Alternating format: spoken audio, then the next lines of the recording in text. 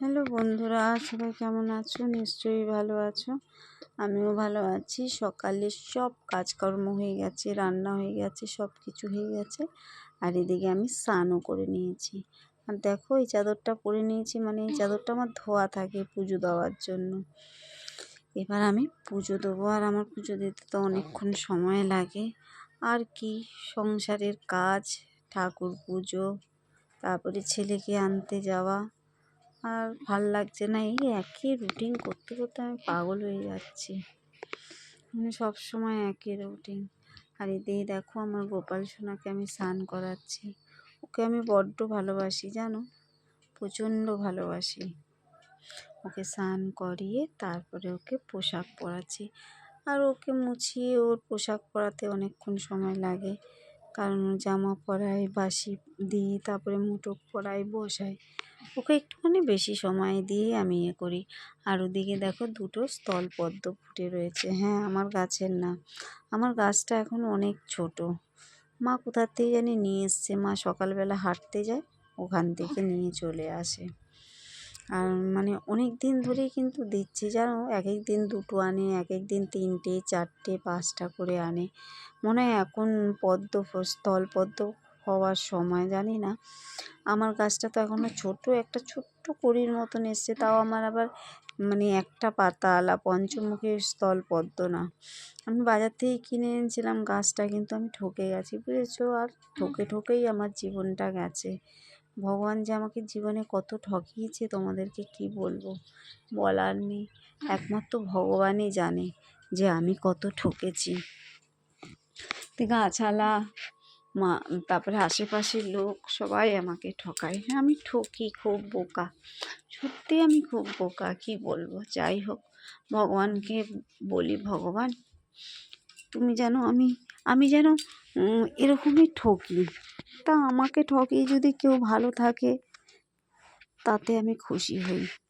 ঠিক আছে, সে তো ভালো থাকছে, আমাকে ঠকিয়ে যদি কেউ ভালো থাকে, তাই আমি ভগবানকে বলি, তাহলে তুমি আমাকে ঠকাও, তাতে আমি কিচ্ছু মনে করি না। আর আমার ঠাকুর দিতে আমার অনেকক্ষণ সময় লাগে। এরপরে তো যাব ছেলেকে আনতে, ঠাকুরটা দিয়েই আমি ছেলেকে আনতে যাব।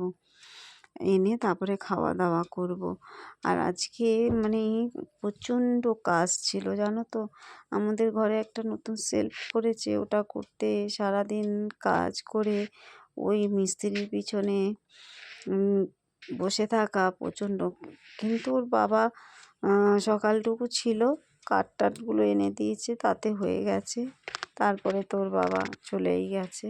যাই হোক, মিস্ত্রি কাজকর্ম করে মানে এখনও যায়নি। সে যাবে হয়তো রাত্রেবেলা, বলেছে আজকে পুরো ইয়েটা করে, সেলফটা করে যাবে। সে সেলফটা নয় তোমাদেরকে অন্য দিন দেখাবো। এদিকে দেখো, আমি ছেলেকে নিয়ে এসেছি, পুজো দিয়ে ছেলেকে নিয়ে আমরা এখন খেতেও বসে পড়েছি। এই যে আজকে রান্না করেছি তেলাপিয়া মাছ, ফুলকপি আলুর তরকারি দিয়ে। আর এটা হচ্ছে মুড়ি ঘন্ট, মাছের মাথার মুড়ির ঘন্ট। না, এটা আমি আজকে করিনি, কারণ এত বড় বড় দুটো তরকারি আমি আজকে করতে পারবো না। একদিনে আমি দুটো করতেই পারি না। মানে করি, মাছের ঝোলের সঙ্গে ভাজাভুজি থাকে। তা যেহেতু মাছের মাথার তরকারিটা আছে, তাই জন্য আমি আর ইয়েটা করিনি, অন্য ভাজা করিনি। এটা শেষ হয়ে যাক, তারপরে আর রাতেরবেলা নয় কিছু একটা করে নেবো, মাছের ঝোলটা থাকবে। আর এই দেখো, আমাদের খাওয়া দাওয়া হয়ে গেছে। আমি শোবো তখনই ওর বাবা চলে এসছে। এবার ছেলের পড়া, কি স্কুলে কি পড়া দিয়েছে, তাই ও বলছে খেলতে যাবে। ওর বাবা বলছে না, আগে পড়া দিয়ে যা, তারপরে খেলতে যাবে। সে তো খেলাধুলা করলো। আর এখন আমাদের সন্ধ্যাবেলা হয়ে গেছে। সন্ধ্যাবেলা চাটা খেয়ে এই দেখো, আমি রাতের জন্য বেগুন পোড়াচ্ছি। কি করব, বেগুন পোড়া হবে আজকে রাতে, আর মাছের ঝোল আছে।